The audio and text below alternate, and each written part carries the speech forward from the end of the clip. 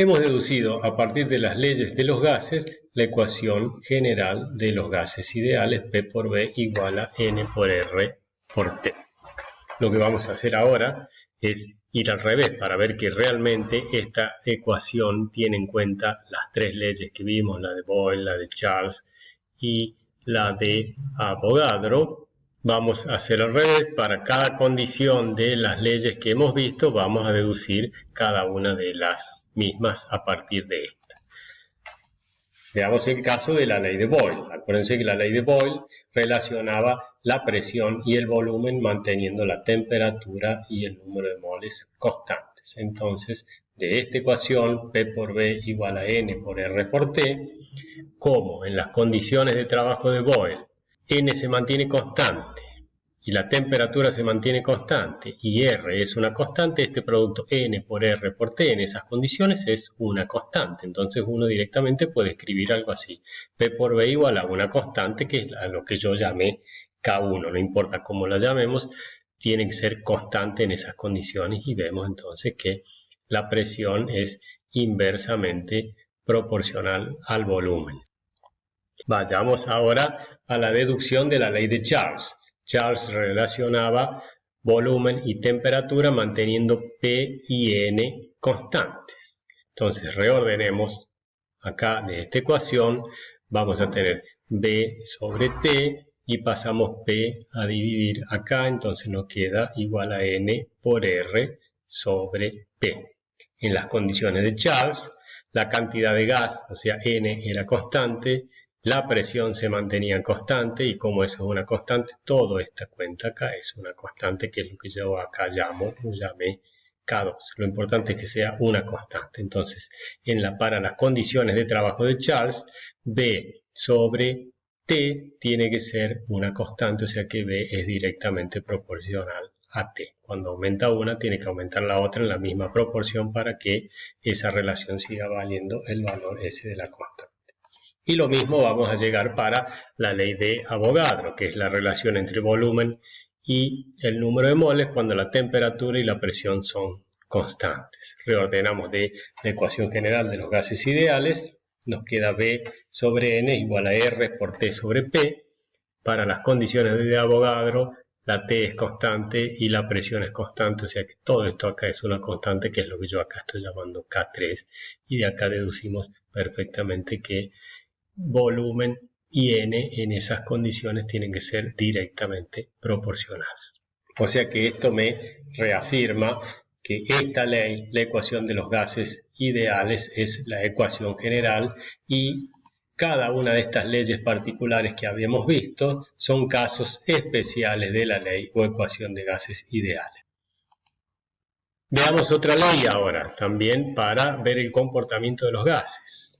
No habíamos dicho nada hasta el momento si el gas que teníamos era un gas puro o era una mezcla de gases. Ahora vamos a analizar qué pasa con mezclas de gases.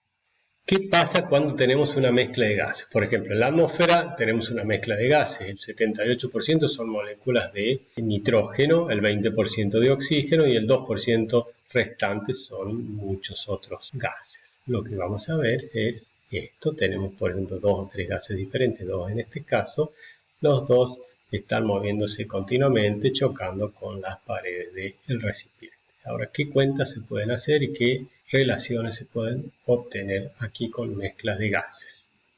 Si uno hace un experimento, supongamos, en un recipiente de un determinado volumen, pone un cierto gas, oxígeno acá. Fíjense que está en inglés. Oxígeno, por ejemplo, para que su presión sea de 0,3 atmósferas. Tomemos otro recipiente igual, del mismo volumen, y pongamos otro gas, nitrógeno. Pongamos una cierta cantidad de nitrógeno para que la presión sea de 0,5 atmósferas. Los dos estamos suponiendo que están a la misma temperatura. Si yo mezclo a los dos gases en un recipiente del mismo volumen, acá tengo la mezcla de oxígeno y nitrógeno y mido la presión, lo que voy a ver es que la presión es de 0,8 atmósferas. O sea que cada gas está ejerciendo la presión que ejercería como si estuviera sola, es como que ni se dio cuenta que está el otro gas ahí. ¿Sí? La presión total de la mezcla es igual a la suma de las presiones que cada gas ejercería si estuviera solo. Entonces, si tenemos una mezcla de dos gases, un gas A, por ejemplo, las esferitas verdes, y un gas B, las esferitas blancas, la presión total, así escribo presión total, presión con P mayúscula, y la T mayúscula es de presión total, es igual a la presión parcial del gas A más la presión parcial del gas B. Cada gas se comporta como si fuera ideal ahí, en esta mezcla. Entonces yo puedo usar la ecuación de gases ideales para cada uno de los gases. ¿Sí? Para la presión del gas A, uso la ecuación N del gas A por R por T sobre B. Esto es un reordenamiento de la ecuación de los gases ideales. P es igual a N por R por T dividido B. Pero si estoy considerando la presión del gas A, tengo que poner acá N que corresponde al gas A. Lo mismo para el gas B. La presión del gas B es exactamente esa misma ecuación, pero el N que uso acá es el número de moles del gas B. Y yo sé que la presión total es igual a la presión parcial del gas A más la presión parcial del gas B. En lugar de poner presión parcial del gas A, pongo su igual, esto. Y en lugar de poner la presión parcial del gas B, pongo su igual, que es esto, que es lo que tengo acá. Sí, entonces la presión total es igual a esto más esto. Y acá tengo RT sobre B, acá tengo RT sobre B, que son lo mismo, o sea que saco factor común RT sobre B, y me queda eso multiplicado por número de moles de A más número de moles de B. Y número de moles de A más número de moles de B es igual al número total de moles. O sea que llego a que la presión total es igual al número total de moles por R por T dividido B. La presión total entonces de una mezcla está determinada por el número total de moles presente, de gas presente, y no importa si este número total es una mezcla o la suma de varios gases que están mezclados o es un gas puro. Es exactamente lo mismo. La ecuación se cumple para tanto gases puros como para mezcla. La presión total es igual al número total de moles por R por T sobre B. Hagamos algunas cuentitas también simples. Vamos a ver cuál es la relación entre la presión total y las presiones parciales, porque esto nos va a ser muy útil para calcular en algunos momentos la presión parcial de los gases cuando conozcamos la composición en la mezcla de gases y conozcamos la presión total. Por un lado, yo puedo escribir la ecuación de los gases ideales para el gas A, entonces la presión del gas A es igual a Na por R por T sobre B, como veíamos hace un rato. Y puedo escribir la misma ecuación de los gases ideales para la presión total. Lo único que acá tengo que poner NT. Ahora dividamos, hagamos un poquito de matemática, hagamos presión parcial de A dividido presión total. Pongo acá arriba lo que corresponde para presión parcial de A, todo esto, y acá abajo lo que corresponde para presión total, que es todo esto. Fíjense que R por T se me simplifica con R por T y B se me simplifica con B. En definitiva me queda presión de A dividido la presión total es igual al número de moles de A dividido el número total de moles. Y paso a multiplicar presión total para allá y me queda esta ecuación. La presión parcial de A es igual a Na sobre Nt por la presión total. ¿Y qué es esto? El número de moles de la sustancia A dividido el número total de moles. Ya saben, por definición eso es la fracción molar del gas A, que la represento como XA. En definitiva, esta ecuación me queda la presión parcial del gas A es igual a la fracción molar del gas A por la presión total. Y si tengo una mezcla con gas A y gas B y gas C, la presión parcial del gas A es igual a la fracción molar del gas A por la presión total, la del gas B es la fracción molar del gas B por la presión total, porque deduciría exactamente la misma ecuación acá para el gas B en lugar del gas A, y la presión parcial del gas C es igual a la fracción molar de C por la presión total, así, etcétera, etcétera, etcétera, si tengo una mezcla con demás gases todavía. Acá yo lo tengo tachado, es un ejercicio, léanlo, ustedes van a sacar cuentas muy fácilmente. Tienen una mezcla de gases con tantos moles de neón, otros moles de argón y otra cantidad de moles de xenón. y hay que calcular la presión parcial de cada gas y la presión, sabiendo que la presión total es de 2 atmósferas. Tienen que usar las ecuaciones anteriores, prueben, háganlo en su casa, lo van a hacer sin ningún problema. Volvamos ahora a este sistema bastante simplificado pero realista de lo que sería un gas a nivel microscópico. Son moléculas, son partículas que se están moviendo continuamente al azar y chocando entre ellas y con las paredes del recipiente. En los años 1700 y 1800, cuando se estudiaban las propiedades de los gases, no se sabía absolutamente nada de las moléculas y lo único que se podía medir era presión, era volumen, era temperatura, era cantidad de gas que se agregaba, eran densidades, pero no se podía medir mucho más y no se sabía nada a nivel microscópico de lo que pasaba con los gases. Muchos de los conocimientos que se tienen ahora se empezaron a tener con estudios de movimiento de los gases y entonces no vamos a ver experimentos de este tipo, pero les voy a definir lo que es difusión y efusión, que son dos propiedades de los gases que tienen que ver con el movimiento de los mismos. Veamos el caso de la difusión. Supongamos que tenemos un frasco de perfume. Cuando lo abrimos, no necesitamos ver a las moléculas, lo que sí nos damos cuenta es que la nube se va expandiendo y a medida que pasa el tiempo, esta nube se va haciendo cada vez más grande porque el aroma lo vamos sintiendo cada vez más lejos. Y eso sería difusión del gas. En esa época, los investigadores veían que la velocidad de difusión de un gas dependía de la masa molecular y de la temperatura. Era directamente proporcional a la temperatura. A mayor temperatura, mayor era la velocidad de difusión e inversamente proporcional a la masa molecular. Mientras mayor era la masa molecular, más lenta era la difusión. En el caso de la efusión, es algo similar, está relacionado también con el movimiento de las moléculas, de los gases, y tiene que ver con el escape de las moléculas a través de un pequeño orificio. Supongamos que tenemos acá en un recipiente moléculas de dos gases diferentes, una con moléculas grandes de peso molecular elevado y otra con moléculas chicas de peso molecular más pequeño. Ahora sabemos que las moléculas más pequeñas se mueven más rápidamente que las moléculas más grandes, entonces tienen más chances de llegar a este orificio acá y pasar para este otro lado. Este orificio que tenemos acá es suficientemente grande como para que pasen las dos moléculas. Pero las más chiquitas, como se mueven más rápidamente, tienen más chances para pasar en mayor proporción de este lado que las moléculas grandes que se mueven más lentamente. Entonces, después de un cierto tiempo, este recipiente acá se va concentrando con las moléculas más pequeñas y este acá queda más concentrado con las moléculas más grandes.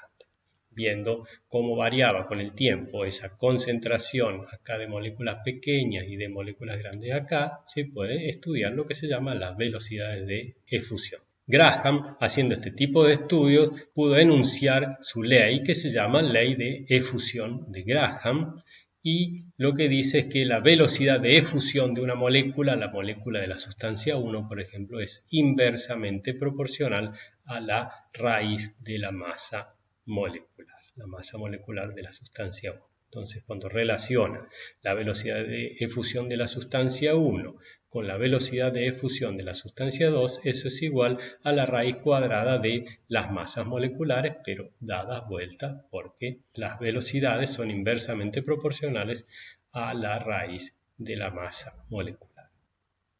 El estudio entonces de las velocidades de efusión y de las velocidades de difusión conjuntamente con la ley general de los gases ideales llevó al desarrollo de teorías que permitían interpretar de manera microscópica cómo actuaban las sustancias gaseosas. Y esa teoría es la que se llama teoría cinético-molecular de los gases, que se desarrolló o se enunció en 1857.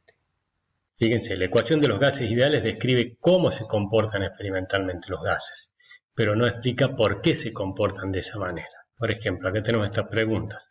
¿Por qué a volumen constante la presión de un gas aumenta cuando aumenta su temperatura? ¿O por qué a temperatura constante la presión de un gas disminuye cuando aumenta su volumen?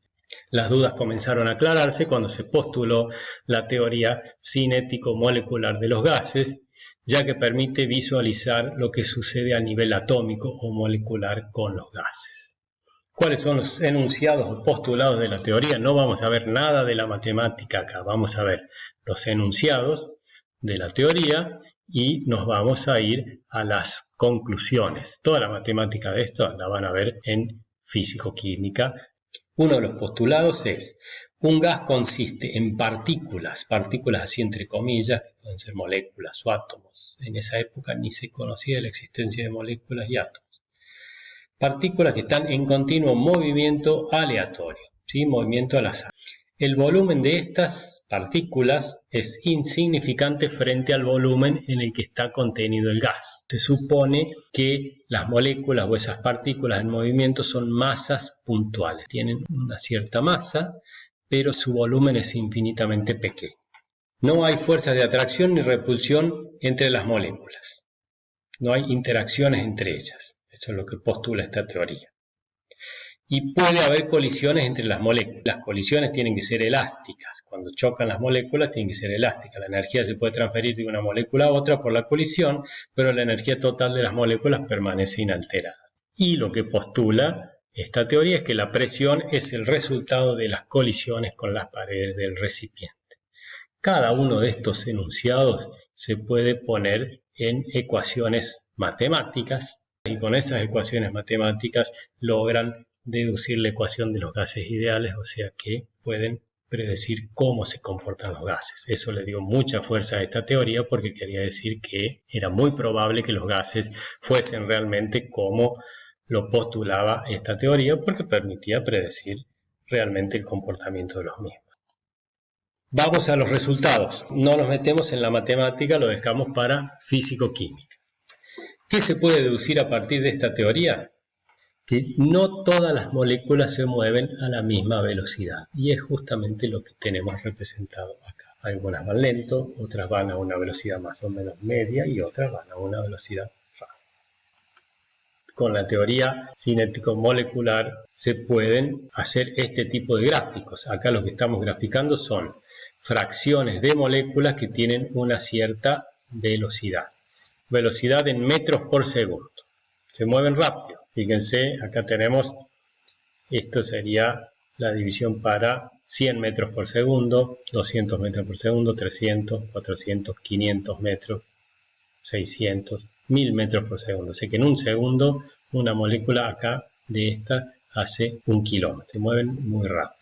Y entonces se puede dibujar una curva en la que se representa la fracción de moléculas que tiene cada una de esas velocidades. Y veamos la curva azul, que es la calculada con esta teoría para un gas que está a 0 grados centígrados, o sea 273,15 Kelvin. Que parta de 0 quiere decir que no hay ninguna molécula quieta, que no se mueva. Con velocidad 0 hay 0 moléculas. Todas las moléculas se están moviendo, algunas más lentamente, otras más rápidamente, pero todas se están moviendo. Después acá, por ejemplo, moléculas que se muevan a una velocidad de 100 metros por segundo es esta fracción, una cierta cantidad. A 200 metros por segundo es esta fracción, una cantidad mayor. A 300, una cantidad mayor todavía. A 400, una cantidad mayor todavía, y después empieza a decrecer. A 500 metros por segundo, un poco menos, y veamos acá, esto debe ser 800 metros por segundo, una fracción menor, pero hay una cierta cantidad de moléculas que se mueven a 800 metros por segundo, también a 900, a 1000, etcétera, etcétera. Esta curva se llama curva de distribución de velocidades moleculares y están calculadas para el nitrógeno a 2 temperaturas, la azul para 0 grados centígrados y la roja a 100 grados centígrados. Un parámetro que se puede calcular es este U minúscula, que es la velocidad cuadrática media. Es más o menos un promedio de la velocidad de las moléculas, que fíjense que a 100 grados centígrados es mayor que a 0 grados centígrados. Y si lo hacemos a otra temperatura más grande, la curva a otra temperatura más grande viene por acá y la velocidad cuadrática media es mayor todavía. A medida que aumenta la temperatura, aumenta la velocidad promedio de las moléculas. ¿Qué pasa si ahora en lugar de tener, vuelvo para atrás, esto es para un tipo de moléculas, todas de nitrógeno 2, a dos temperaturas diferentes? Podemos hacer la misma curva de distribución para diferentes moléculas y todas a una misma temperatura. Diferentes moléculas con diferentes peso molecular, el caso del oxígeno, nitrógeno, agua, helio e hidrógeno. Están todas a la misma temperatura y vemos la velocidad cuadrática media del hidrógeno tiene que estar por acá, casi 2000. La del helio 1000 y algo, la del agua 600, 700, la del nitrógeno un poco menos y la del oxígeno menos. Y vamos a ver que el peso molecular es cada vez más grande a medida que nos movemos acá a la izquierda. Entonces estamos deduciendo, o se deduce, uno de los resultados muy importantes de esta teoría también, es que mientras más pequeña es la molécula, se mueve más rápidamente si estamos a una misma temperatura. El punto 2 acá nos indica en una ecuación que deduce la teoría cinético-molecular respecto a la velocidad de las moléculas. Velocidad cuadrática media es igual a raíz cuadrada de 3 por R por T sobre el peso molecular, la masa molar de la sustancia gaseosa.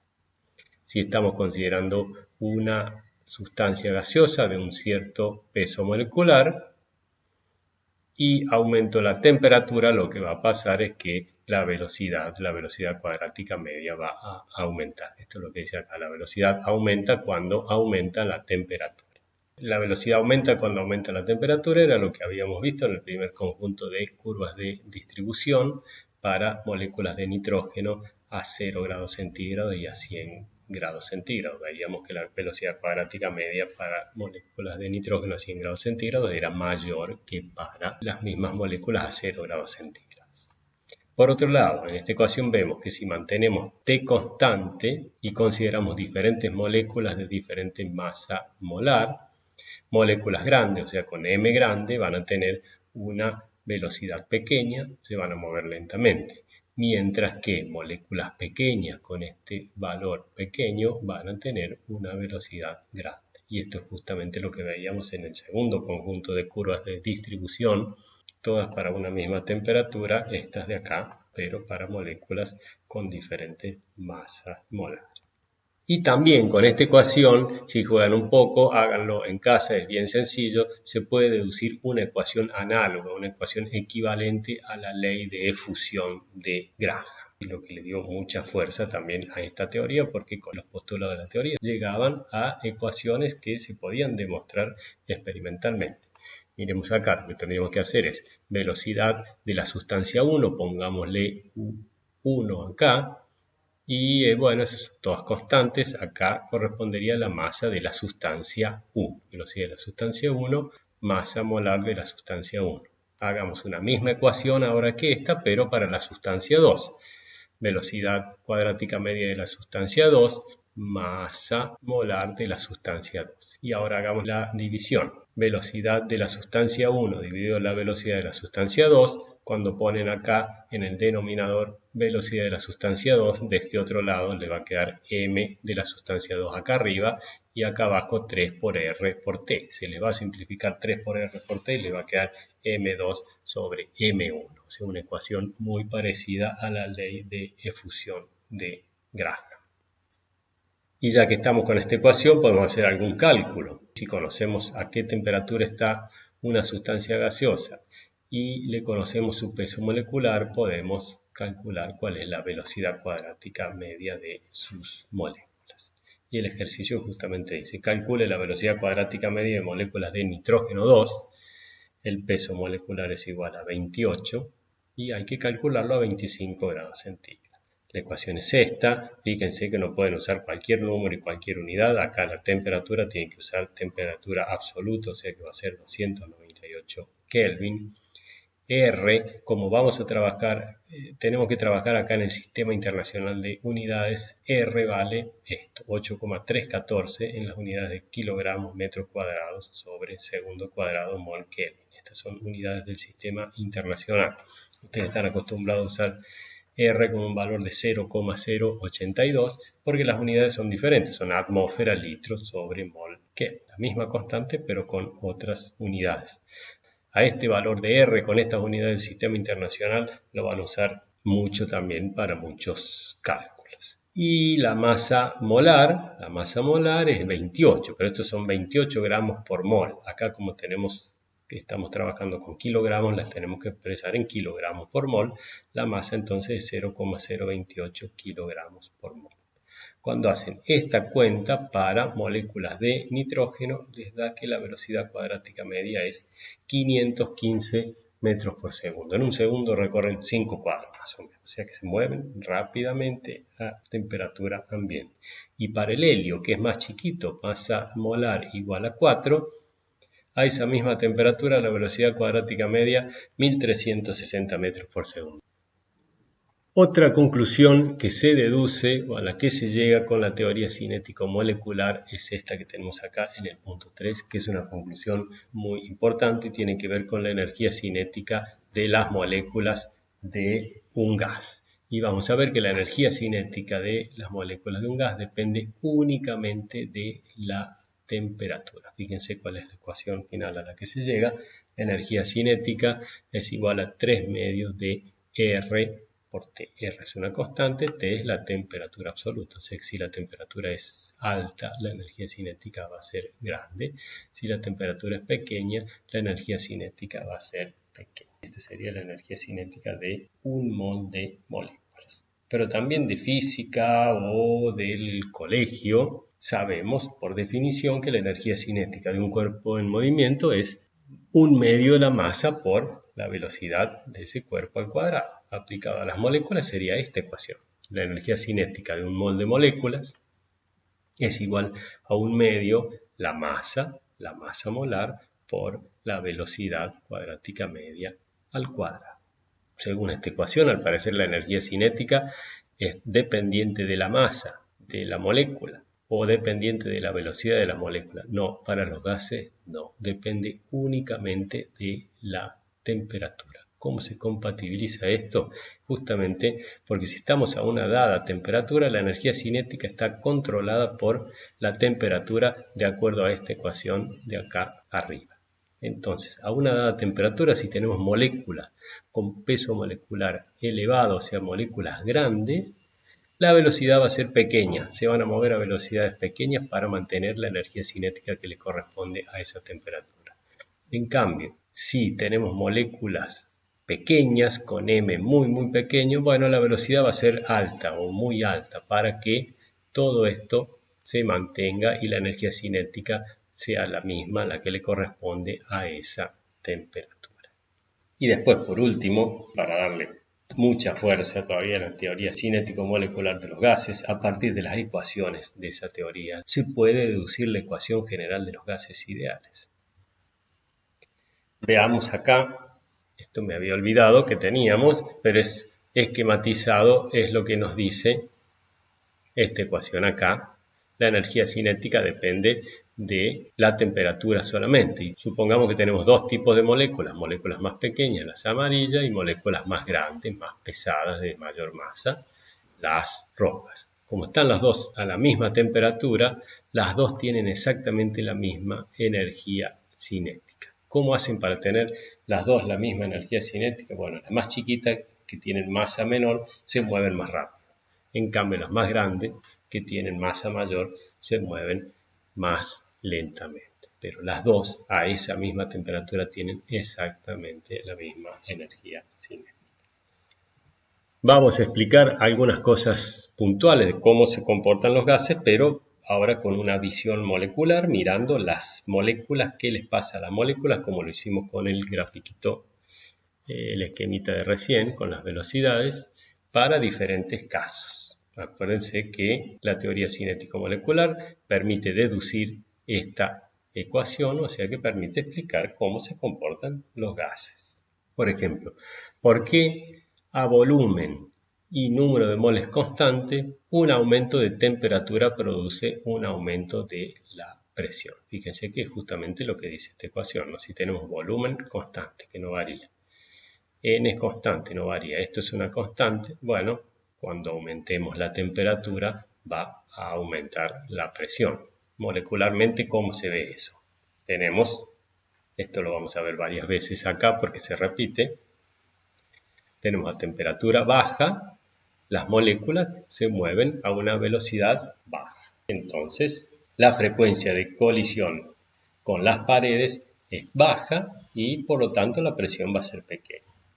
Cuando aumenta la temperatura, aumenta la velocidad de las moléculas y aumenta también la velocidad de colisiones con las paredes recipientes. Ahí viene, aumenta la temperatura, aumenta la velocidad, aumenta la frecuencia de colisiones contra las paredes recipientes y por lo tanto aumenta la presión.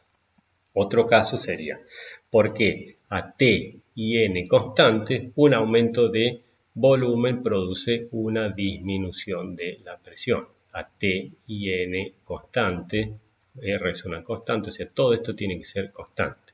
Un aumento en el volumen tendría que producir una disminución en la presión para que ese producto siga siendo constante. Si T y N se mantienen constantes, la velocidad de las moléculas no varía, pero aumentar el volumen, la frecuencia de colisión con las paredes disminuye y por lo tanto la P va a disminuir. Y acá lo tenemos también esquematizado, un volumen grande y volumen pequeño. En volumen pequeño hay muchas más colisiones con las paredes y en volumen grande la colisión con las paredes es cada vez menos frecuente. Por lo tanto, en volumen pequeño la presión es alta y en volúmenes grandes la presión es baja. La velocidad de las moléculas acá es siempre la misma porque estamos a la misma temperatura. Tengan en cuenta que estos son esquemas muy simplificados, ¿no? Acuérdense que la teoría cinético molecular dice que las moléculas son prácticamente masas puntuales. Acá estamos poniendo esferas bien grandes para poder verlo, pero casi no tendríamos que verlas y tendría que haber muchísimas más y moviéndose a velocidades muchísimo más grandes. Acuérdense que las de helio se movían a 1 kilómetro por segundo, más o menos era la velocidad cuadrática media. Pero lo mismo, estos esquemas nos permiten visualizar bastante bien a nivel molecular cómo es el comportamiento de las sustancias en estado gaseoso. Un gas ideal es aquel que obedece perfectamente la ecuación de los gases ideales, que obedece perfectamente la ecuación P por B es igual a N por R por T. Cuando esa ecuación se aplica a los gases en la realidad, vemos que funciona muy bien, pero en ciertas situaciones no predice perfectamente con exactitud el comportamiento de los gases. Esos son los gases reales. Entonces se dice que los gases reales tienen en ciertas situaciones desviaciones al comportamiento ideal. Y los gases reales se desvían del comportamiento ideal debido principalmente a dos factores que no se tienen en cuenta en la teoría cinético-molecular. Por un lado, las interacciones entre las moléculas. En realidad, en los gases reales hay cierta interacción entre las moléculas. La teoría postulaba que no había ningún tipo de interacción. Y también el tamaño de las moléculas de gas. Los gases reales, si bien las moléculas son muy pequeñas, tienen un cierto tamaño, no como lo decía o lo postulaba la teoría, que eran masas puntuales. Si estas dos cosas no son tenidas en cuenta por la teoría cinético-molecular y por lo tanto P por B igual a N por R por T no predice perfectamente el comportamiento de los gases reales.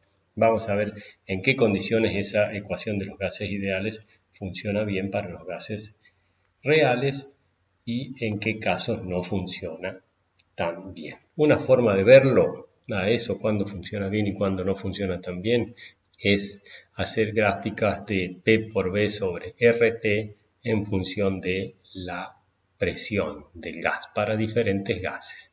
Fíjense, P por B sobre RT, esto es reordenar la ecuación de los gases ideales. P por B sobre RT tiene que ser igual a N.